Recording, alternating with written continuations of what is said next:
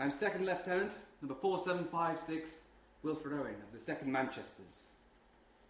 This is my story. It is not about heroes. Our language is not yet fit to speak of those. Above all, I'm not concerned about poetry. My subject is war, and the pity of war. The poetry is in the pity. Craig Lockhart Hospital. The memories. These walls have seen some of the worst cases of shell shock imaginable. Those whose brains have been turned to jelly, reduced to jibber-jabbering wrecks, incompetent and incontinent. Oh dear. I hope that's your drink that you spilled down there, sir. In all seriousness, shell shock was the joke that the war played on us all. You have heard of shell shock, I presume? Good.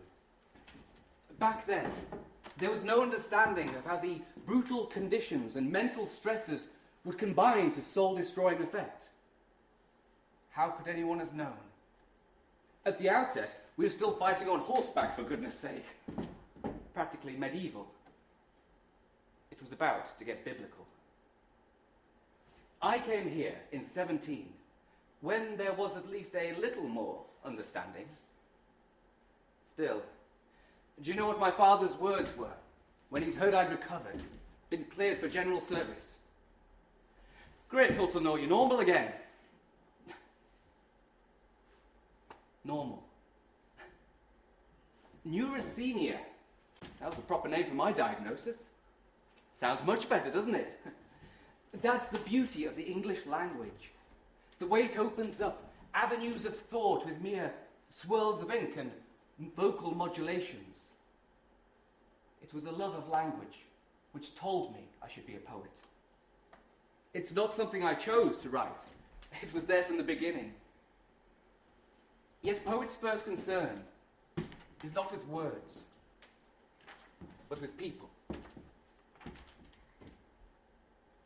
If in some smothering dreams you too could pace behind the wagon that we flung him in, and watch the white eyes writhing in his face, his hanging face, a devil's sick with sin. If you could hear at every jolt his blood come gargling from the froth-corrupted lungs, bitter as the cud of vile, incurable sores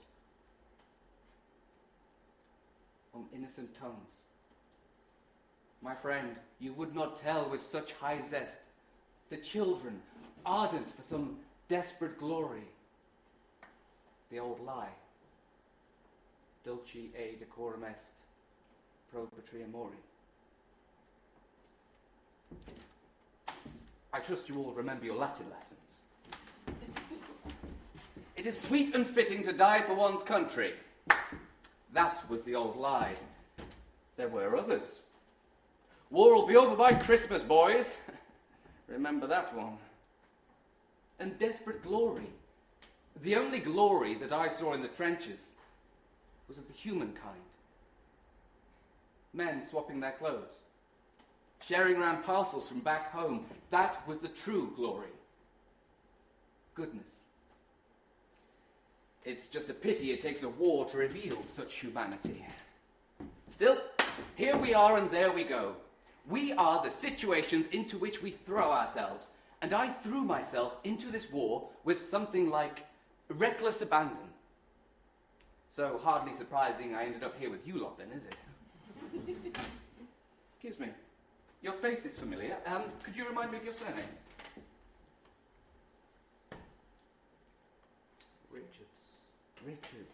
Richards. Second Lieutenant Richards, wasn't it? It was. You were beside me at Bourgeois. I remember it well. Then you'll know. You'll know all about the phantasms. Vivid and terrifying. The visions of bloodiness and the stains of shadowy crime which haunt us.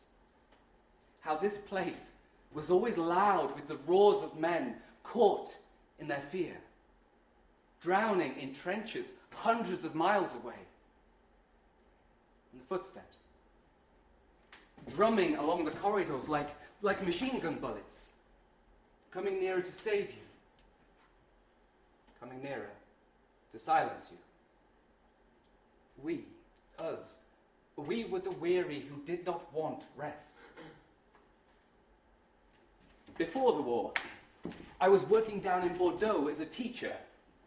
At the time, I was lost, a mechanical toy wandering around in circles, no idea what course my life should take. I had tried the church, working for a while as an assistant to a curate, hoping it would give me a sense of purpose. It did not. And so I left. May God have mercy upon my soul. And in a lucid episode where impetuousness wrestled hesitancy to the ground, I boarded a ferry across the channel. My first taste of freedom. How thrilling. You know, in France, though, they drink wine with their meals. That was a shock to me at first, coming from a household where all alcohol was sinful, as was any sort of theatrical show. So may God have mercy upon all your souls. Interestingly, the French call their teachers professeurs. So naturally, when I wrote home, I would refer to myself as a professor. Promoted through translation, eh? It was hardly a lie, was it? You do agree it was a mere stretching of the truth, right? Good. I knew I could rely on you. Even then, poetry was my passion. And I remember lying in bed one morning, book in hand, as all the bells of Bordeaux rang out for All Souls' Day.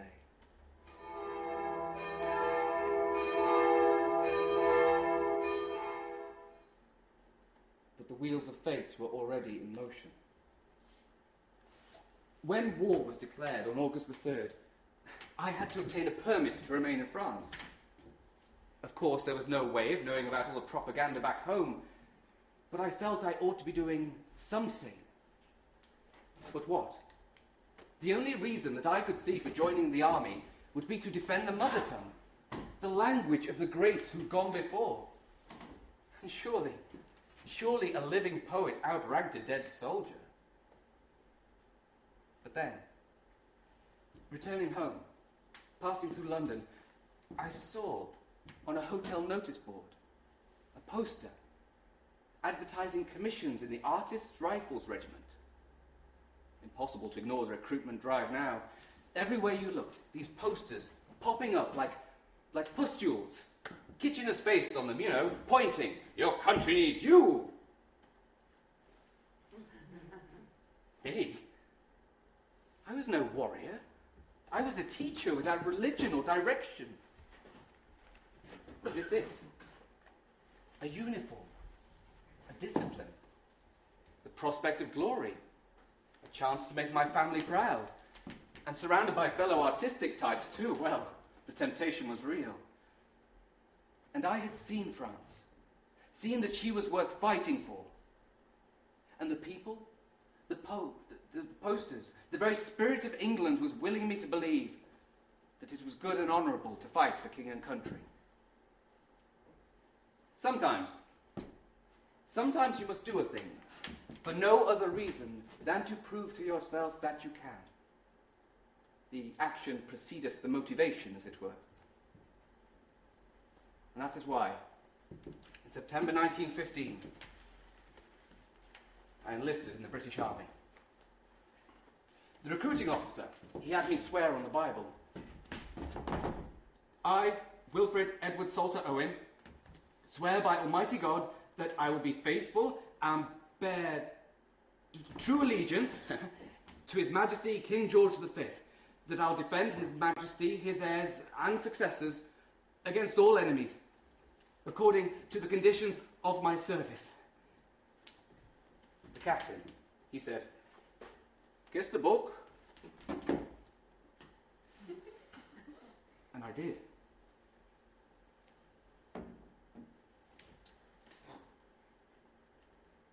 The sweetest, most chaste kiss I was ever to give. And that was it. Within 1 hour, civilian Wilfred was dead. and Cadet Owen, number 4756, 28th London Regiment, Artist Rifles, was born. Enlisting had been a plunge and put my wits a little out of breath, but I was committed. Perhaps I should have been committed for signing up so rashly. Until issued with our uniform, we trained in civilian clothing, marching around the parks of London in formation, practicing our salutes on trees. You'd be surprised how long it takes to do the thing properly. Well, as a fellow soldier, you'll know exactly what it was like. The endless marching, exhausting. And the accommodation, awful. And the food, don't get me started on the food. I mean, we both know that it was, in a word, rather poor. Actually, the food wasn't that bad, all things considered. We hardly ever talked about the war, though. Only the small things. The best way of massaging one's boots with castor oil, the knack of polishing buttons. And yet, day by day, we were edging towards the inevitable. But we never discussed it. There was no need. With the onset of winter, when the weather was foul and the novelty of enlisting had worn off, I felt not just blue, but a deep Prussian blue. The full-on indigos, in fact. The first time that gorgon-headed face of despondency had reared its ugly head, I had been unprepared. But now, poetry was my medicine. And to write was, I suppose, a blind man finding his path, reaching for the words which spoke to me, like a motherless child, singing itself to sleep in the dark. All of that long winter, we trained, and we trained hard, and I thrived in the discipline of military life. There was an equalness about things, a sense of all in this together. Not all things were equal. When I was made a second lieutenant, I noticed the vast gulf, a chasm, in fact, between us officers and the men. Wherever I went, I'd be showered with salutes, which I affected to ignore. I was marooned, a crag of superiority in an ocean of men. But we all knew the training could not go on indefinitely, that sooner or later the time would come to put the theory into practice. And it did. In the dead of winter 1916, we landed at Calais. I had needed a sense of purpose. Here came the test. Shortly after arriving, and while practicing grenade throwing, an explosion sent a splinter into my thumb. The first drop of blood had been drawn. A fine, heroic feeling. Strangely, excitement always was necessary to my happiness. But at night, the sound of gunfire was inescapable.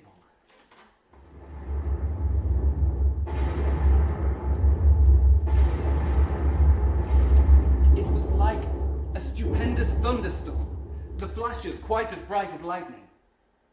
It was constant. Terrible. But the Germans were distant, and the real enemy was mud. It soon conquered my sleeping bag and my pajamas. There was no way to wash properly or get warm or dry. Everything was makeshift, a crude vagabondish life. Nothing in all of that inferno but mud and thunder. Oh dear, it sounds like there's a war on, we joke amongst ourselves. The only joke we could muster. On one patrol, I found myself in a dugout, a cavern of mud. 2 feet of water and 4 feet of air. 25 of us, packed in tight. And there, in that dugout, I almost let myself drown. Just slip beneath the water and out of existence. Our nerves, you see, were not able to relax, and not for a moment. Like a piece of string, pulled taut, and then tightened incrementally, day by day, until inevitably it snaps. I too would snap. From the nerve-breaking strain of never-ending bangs and whistles, sleep snatched in minutes, sometimes stood in the mud. Liquid mud up to your knees. A cloying, clinging, desperately hungry mud. An octopus of sucking clay. The corpses, frozen in hideous attitudes. That was a sad sight. Very bad for the men. We were marooned upon a frozen desert. Not a sign of life, but 1,000 signs of death. One March night in Bourgeois, stumbling about in pitch blackness, I fell in a hole, a cellar. I cracked the back of my head on the way down, and as well as somehow losing my wristwatch and my revolver that night, I also lost my wits. As I lay there, all of my enthusiasm, my conviction for fighting this war, drained away. And for the first time, I saw the futility of it all. When I made it back, I was diagnosed with a headache. But the next day, I was violently ill, delayed concussion, and I was driven to casualty clearing station number 13. Unlucky for some. The man in the bed next to me, he had a beautiful round hole in his bicep. His bullet had found him. It was what we called a blighty wound, just bad enough to get shipped back home for treatment. By the time I returned to my battalion, there was cause for optimism. The Germans, you see, were retreating along a 90-mile front, and we dared to dream that the fighting might soon be over. We were wrong. They had the Hindenburg Line, and we had false hope. One warm evening, as I slept upon a bank in Savvy Wood, a shell came flying towards me. It landed yards from my head. The explosion, it threw me bodily into the air. I don't know how long I lay there. Days, I think. I was not alone. Beside me was Second Lieutenant Gorkroger, but in a sleep unwakeable. Pieces of him.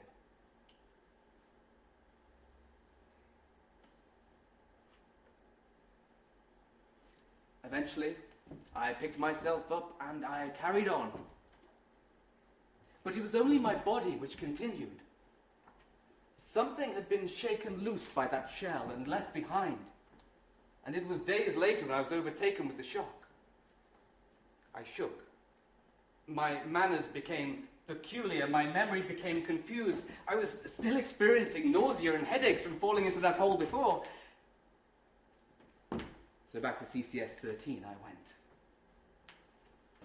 It was from there, on the 6th of June, that I sat and wrote to my mother from my hospital bed.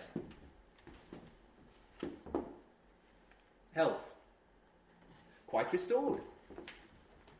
Mood. Highest variety of jinx. Weather. Subtropical. Hair. 8% grey. Appearance. Sun-boiled lobster. Soul complaints. Nostalgia. And mosquito bites. Nerve. Iron. Wrought. Perhaps overwrought. My affection. Yours, dear mother. It wasn't a true breakdown of nerves. But, worn down thoroughly, I was pulled from the line in order to avoid one. Shortly after, I was sent back to Britain, deemed unfit for military service for 9 months, the maximum allowance. And that is how I ended up here, in Craig Lockhart Hospital. For my part, I suffered from terrible trembling, a thundering pulse and profuse sweating, sticky palms almost always, and a constant feeling of suffocating. I also stuttered a little as well, apparently, though I wasn't aware of this until it was pointed out to me by my greatest friend. But I'll get to him shortly. This place was saturated, oppressive with war experience. By night, each man was back in his doomed sector of a horror-stricken front line. And when he became the lonely victim of his dream delusions and disasters, no doctor could save him then. I would stay awake every single night, reading beneath the blankets, and the nurses would come around and tell me off for not sleeping like a child. It's a short life, and a merry one. And the only way to lengthen it is to live several threads at the same time. See them intersect at crucial moments. It was here, for me, that two such threads came together. That poetry and my experiences of the war collided. And there, at that crucial point, that crux, was my meeting of Siegfried Sassoon.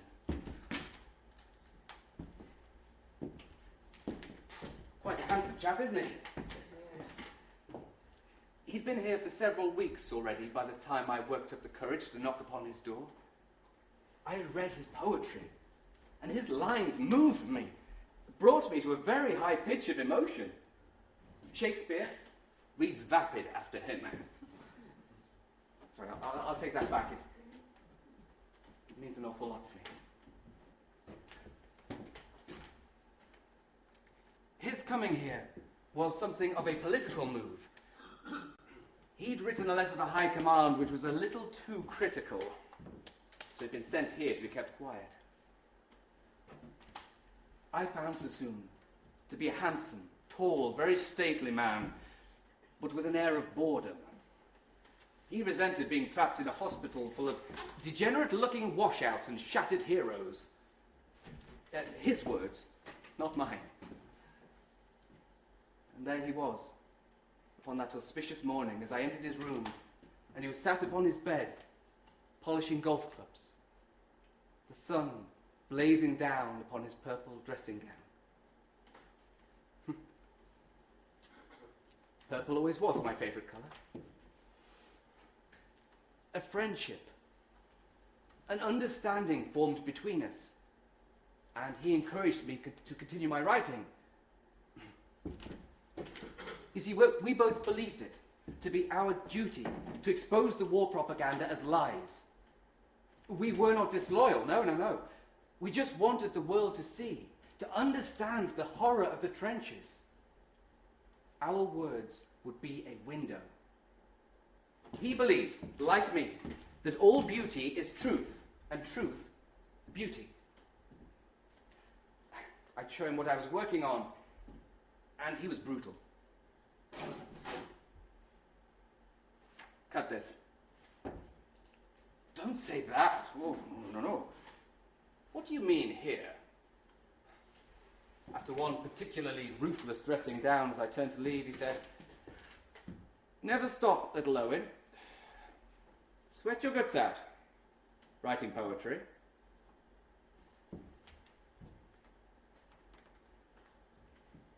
I tried.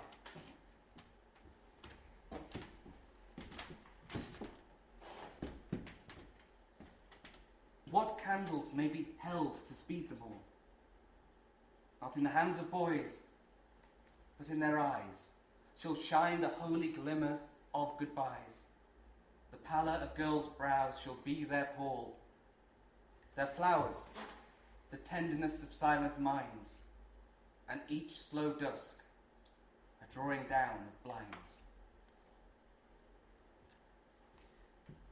As well as writing and reading and editing the hospital newspaper, I took small parts in the plays staged by the drama club. I know. I never had pretensions of becoming a grand actor, but I held my own amongst the rest.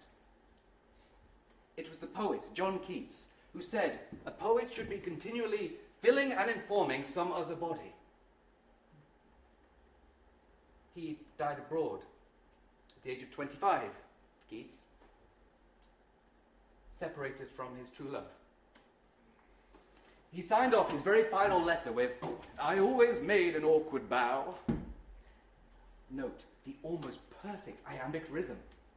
I always made an awkward bow. Isn't that marvelous? And when you stress the iambs, you feel the shared syllables. Always, awkward. There was no word for that technique, that para-rhyme. But it harked back to some ancient Welsh poetry I'd read before. Inspired me to have a go too. Half-rhyming words like seeds and sides, tall and toil, stirs and stars. You see how the consonants are unchanged, but the vowel sounds evolve around them. It's beautiful.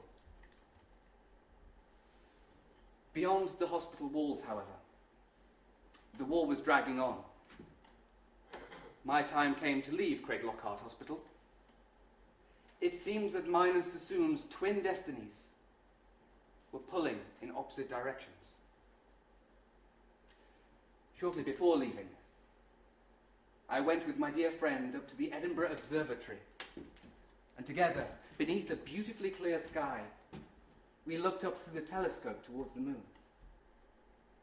Just us two, mortal flecks, united in uniform, staring up at a distant world, untouched by conflict and strife, and the wandering hand of lustful, ravenous man. I loved him, dispassionately, so very much. Somehow he had fixed my life, however short. He did not light me. I always was a mad comet. But he fixed me. And I swung around him, a satellite for a month, though I was soon to swing out again. A dark star in the orbit where he would blaze. He handed me letters of introduction to his literary friends in London, and that was that. I left him with a smile. On leave, I met Robert Ross, H.G. Wells, Arnold Bennett, Robert Graves. Exhilarating to be conversing with the real writers. Baffling to hear they'd heard of me. But in some small way, I now felt part of a literary set. And yet, despite my age, my time in the army, my experiences in France, I was still only a second lieutenant, subaltern to men years younger than me. Humiliating. But for New Year's Eve, 1917, I stayed awake for the bells.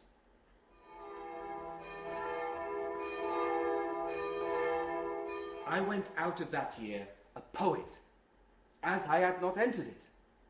I was started. The tugs had left me, and I could feel the great swelling of the open sea taking my galleon.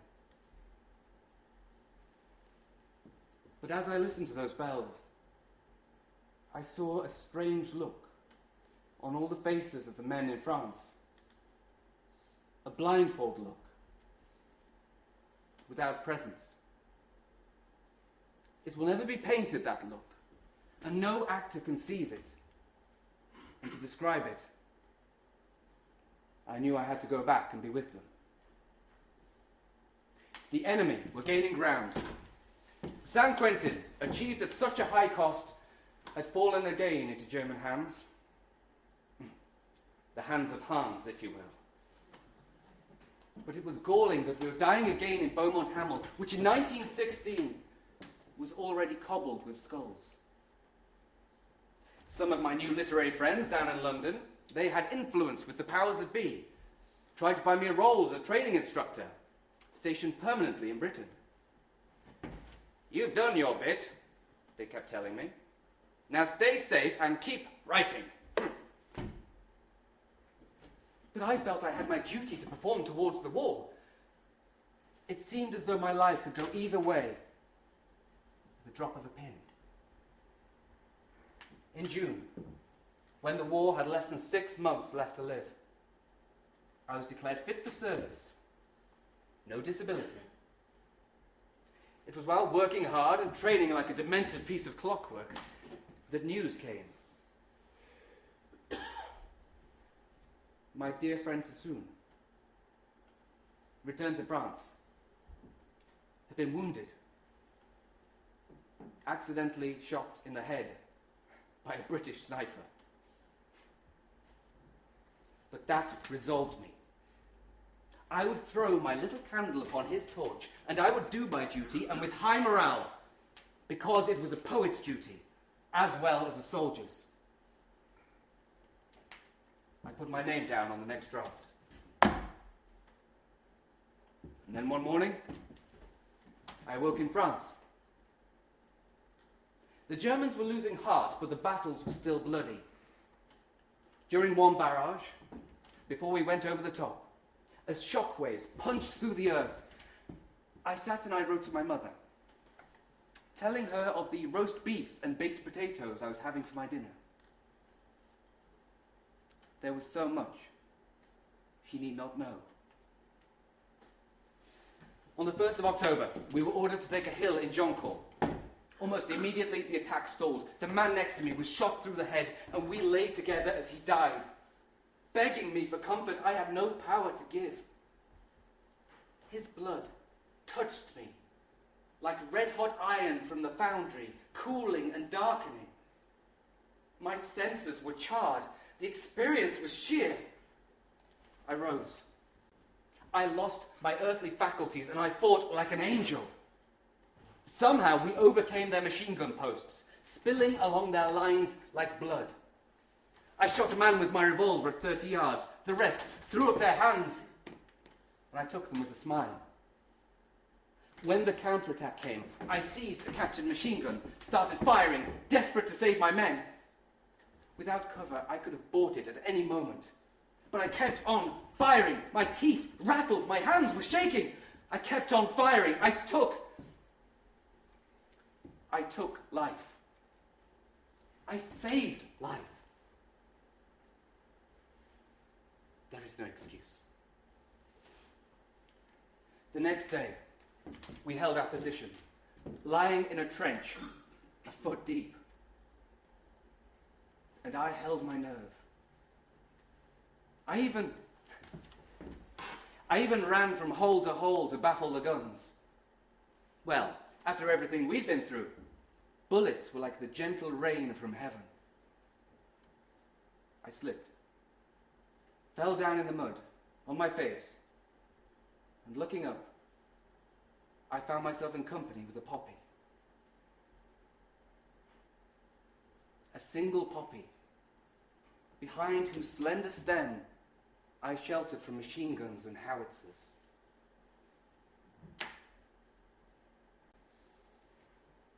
When units of this 46th Division moved up to relieve us, I was able to lead my men away, navigating back by the stars beneath a low, glamorous moon. An officer's first concern is not with the waging of war, but the taking care of his people. I came to France in order to help these boys. Directly, by leading them as well as an officer can. Indirectly, by watching their sufferings, that I may speak for them as well as a pleader can. I've done the first. And one day we found ourselves in the cellar of a building marked upon the maps as the forester's house. The Sambrawas Canal was a mile away, with the enemy dug in on the far side, and that canal had to be crossed. 2 bridges were to be built. And by bridges I mean planks of wood floated upon kerosene tanks. The moment the barrage lifted, we were to advance, providing covering fire for the bridge builders. Then, within half an hour, we'd be across that canal and driving the enemy right back to Berlin. In theory. I outlined this plan to my platoon, and I made them believe it was possible, that there was hope, as I had been told to believe. But my heart screamed at me that I was lying to them, hiding what I knew we faced. But it was my duty to lead and theirs to follow. Were my words false? If they were, I ask you this: would you not have done the same? Lied upon command? Excuse me. You told me that you were a soldier. A second lieutenant, you agreed. That was a lie. At a very little suggesting from me, you accepted that lie. I don't blame you. We all did it. And when you swallow something unpalatable, it must be regurgitated. And that is how untruth is spread. And lies are thrown upon the earth as greedy seeds are sadly sown. Enough moralizing. We would attack at dawn.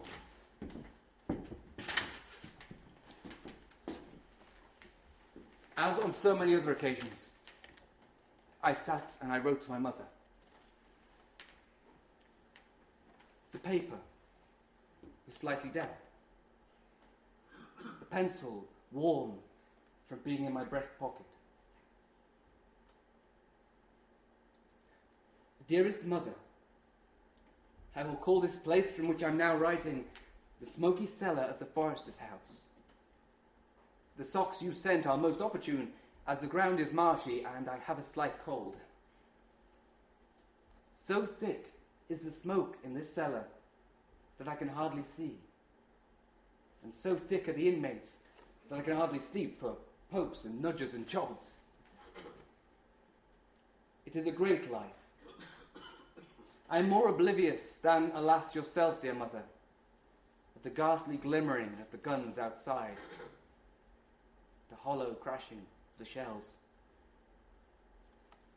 There is no danger down here, or, if any, it will be well over before you read these lines.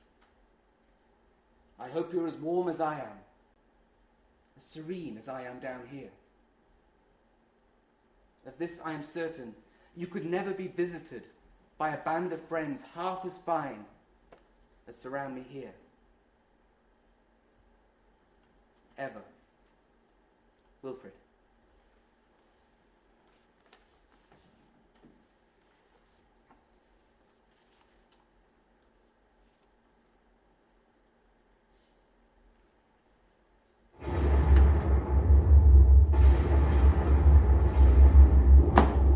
The guns started, roared, and eventually stopped.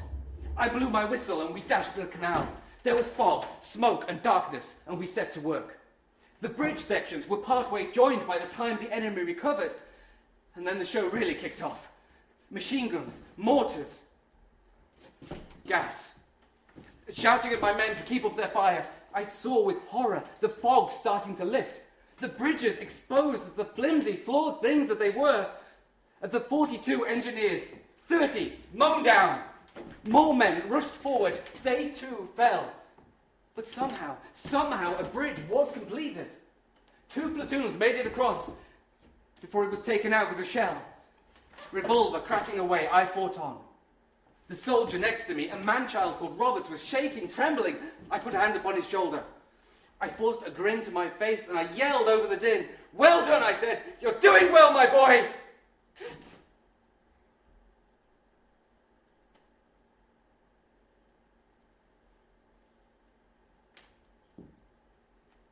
Those were my final words.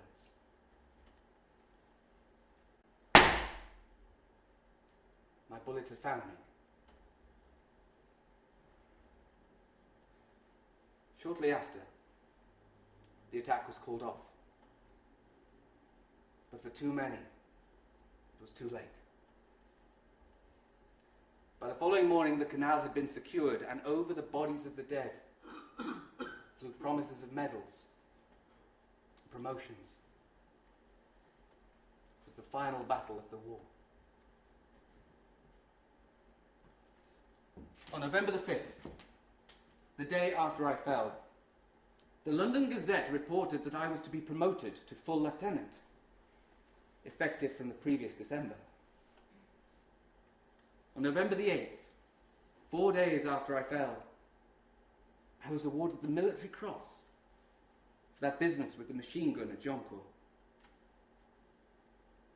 On November the 11th, a week after I fell, on a doorstep in Shrewsbury, as all the bells of the town rang out to mark the war's end, a postman pressed into my mother's hand the telegram telling her I was dead. A week after I fell, it was all over. A week. A week. 1 week. I am Second Lieutenant Wilfred Owen, number 4756, the 2nd Manchesters. This is my story. It is not about heroes. Our language is not yet fit to speak of those. Above all, I am not concerned about poetry. My subject is war, and the pity of war. The poetry is in the pity.